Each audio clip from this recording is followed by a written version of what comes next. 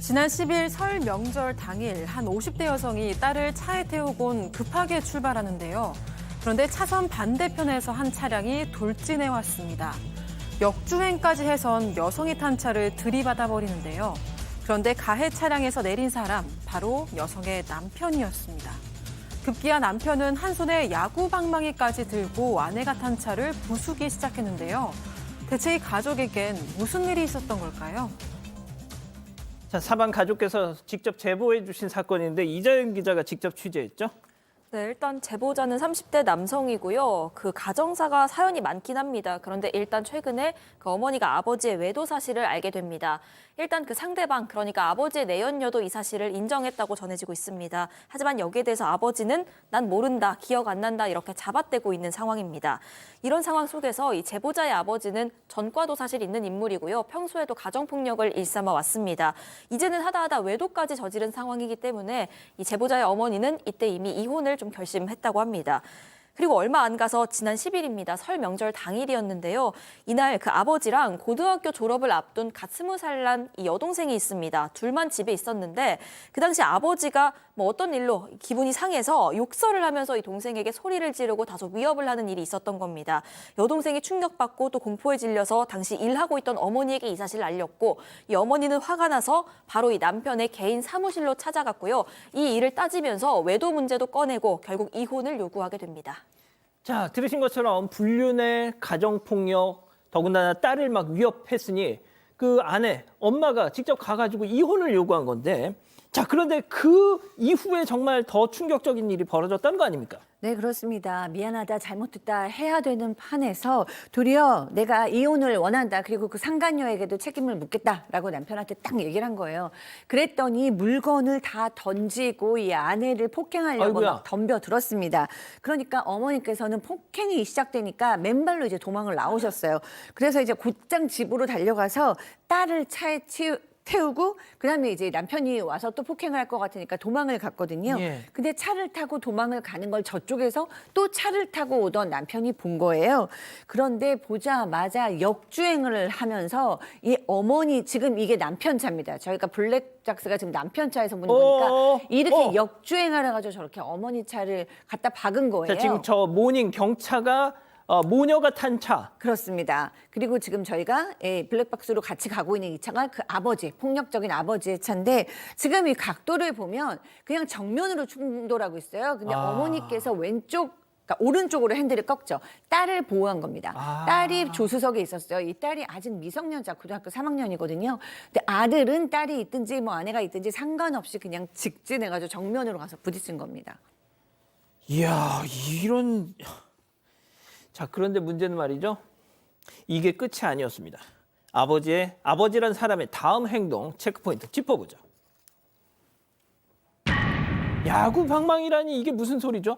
그렇습니다. 이 아버지란 사람이 아까 보다시피 차로 들이받았지 않습니까? 받은 뒤에 차 안에 있는 야구방망이를 들고 차에서 내렸습니다. 그 다음에 그 아내의 차를 파손하기 시작한 거예요. 쾅쾅 때리니까 이 아내하고 여동생이 얼마나 놀랐겠습니까? 말리지도 못한 거죠. 차 안에서 공포 떨고 있는데 너무나 난동을 부리니까 주변에 있던 시민들이 와서 좀 말렸던 것 같아요. 그랬더니 이 아버지란 사람이 시민들한테도 야구방망이를 휘두르면서 폭행을 했습니다. 경찰에 신고가 들어와서 경찰이 온 뒤에야 난동이 끝났기 때문에 경찰은 현장에서 현행범으로 체포를 한 것입니다. 지금 야구 방망이로 행인들에게 막 위협하는 장면이 찍힌 것 같은데, 자, 박 변호사님 당연히 구속이 됐겠죠? 자, 결론부터 말씀을 드리면 구속이 안 됐습니다. 예? 자, 이 문제인데 어떻게 좀 된 일이냐 보니까 또 뒤늦게 사건 전해들은 제보자, 이 아들이 제보자인데요. 아들에 따르면 아버지 당연히 구속되고 뭐 이 정도면 구속될 수 있는 거 아니냐 생각해서 그동안 고향 따라서 도망칠 좀 궁리를 했다고 합니다. 근데 며칠 전에 아버지의 구속영장이 기각이 됐다라고 하고, 그러니까 불구속이 된다면 어머니나 딸 또 온 가족이 사실 힘들잖아요.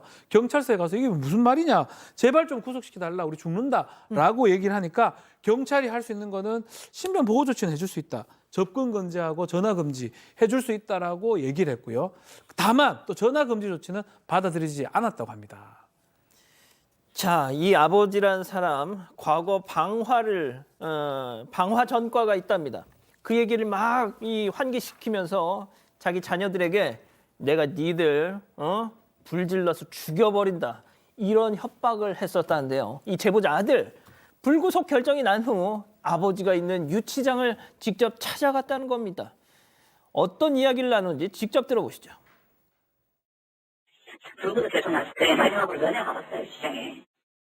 나가서 죽여버리겠대요. 자기 도둑질을 했다고. 그래서 아니 그게 아니라 지금 엄마 동생이랑 탄 차를 주위에서 갖다 박아서 밀어놓고 그런 말이 나오니까 누가 그러냐. 그래서 차를 봤다.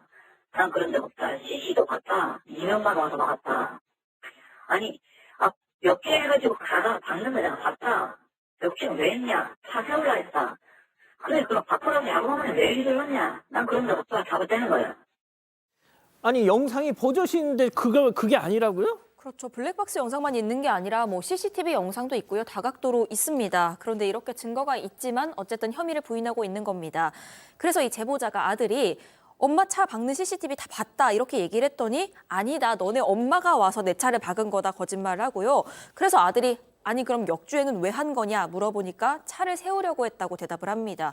아들이 그래 그럼 다 알았고 그럼 대체 야구방망이는 왜 휘두른 거냐 물었습니다. 그랬더니 아버지는 그런 적 없다고 딱 잡아댑니다. 그런데 이 방망이 휘두르는 것도 흐릿하지만 영상에 잡혔거든요. 그런데 도리어 아버지는 이 제보자한테 아버지 면회 왔는데 와서 힘들진 않냐, 고생했다 이런 거부터 물어야지 그런 걸 안 묻고 왜 이런 식으로 말을 하냐면서 화를 내기 시작했고요. 오히려 나가서 널 죽여버리겠다라면서 아들인 제보자를 위협했습니다. 자, 제보자 가족을 괴롭히는 한 사람이 더 있었습니다. 바로 이 제보자의 친가에서도 말이죠. 교수님. 네. 제보자에 따르면 지금 아버지의 가족인 이 친가에서도 매일매일 연락이 온다는 거예요. 근데 그 회유를 하는 전화인데 내용이 뭐 이런 겁니다. 상간자 소송은 하지 말아라. 너 혼자 아이들 다 키울 수 있냐? 대학 등록금은 낼 수 있냐? 지금 뭐 어차피 지금 뭐 징역 오래 살지 않을 건데 돌아와서 보복하면 어떡할 거냐? 그땐 더 큰 일이 일어날 수 있다. 좋게 해라. 그러면서 뭐 이것저것 일단은 다 선처해줘라. 이렇게 얘기를 한다는 거예요. 근데 사실 저는 이 아버지가 이렇게 많은 잘못, 아들, 딸, 부인을 이렇게 괴롭히고 모두가 그 아버지를 피해서 사는 게 소원일 정도로 만들어 놓고도 자기의 잘못을 1도 모르고 있잖아요. 왜 이렇게까지 아무것도 잘못도 깨닫지 못하고 뻔뻔하게 일어나라고 생각을 해봤더니 이 친가의 분위기를 듣고 나니까 이해가 되네요. 친가에서 이렇게 큰 잘못이 있는데도 도리어 그 아버지에게 아들일 수도 있고요. 뭐 동생일 수도 있고 따끔하게 혼나셔서 다시는 이러지 못하도록 딸이나 아들이나 부인에게 조금 더 한 번만 더 손찌검을 하거나 이런 우리가 나서가지고 신고하겠다 이렇게 강력하게 얘기를 하면서 도와줘야 되는데 이렇게 아버지 쪽에서 뭐 회유하고 협박하고 이렇게 나오니까 일도 자기의 잘못을 모르고 있는 것이 아닌가라는 생각이 들었습니다. 자, 지금 이 아버지라는 사람은 영장이 기각된 이후에 버젓이 동네를 막 활보하고 있답니다. 네. 자, 그런데 이 피해자들은 지금 어떤 상태인 줄 아세요? 집에도 못 들어가고 있어요. 임시 보호소에 숨어 있습니다. 그렇죠. 직장에도 못 가고. 피해자, 가해자가 좀 바뀐 상황이 아닌가 이렇게 지금 보이는데 사실 구속영장을 심사하거나 그걸 판단할 때 뭐 증거인멸이라든지 도주 우려 이게 뭐 가장 중요한 요소이긴 하지만 피해자한테 다시 유해를 가할 수 있는 부분 그 부분도 판단 요소 중에 하나가 돼야 됩니다. 그러니까요. 특히 가정폭력이거든요. 가정폭력 나가면 바로 또 반복될 여지가 있기 때문에 지금 도리어 범죄를 저질렀던 사람은 오히려 거리를 활보해 다니고 피해자들은 임시거처에 숨어 있는 상황이 되는 거거든요. 곧 또 대학에 입학을 해야 된다고 합니다. 이런 상황에서 딸이 대학에 들어갈 수 있을까요? 그러니까요. 그 부분까지 좀 고려를 해야 되는데 현행법상으로 좀 어려운 부분이 있는 것 같습니다. 우리 가족 여러분들이 채팅창에서 이구동성으로 지금 뭐라고 하시는 줄 아십니까? 죽어야 끝나려나 보다. 그 말씀하십니다.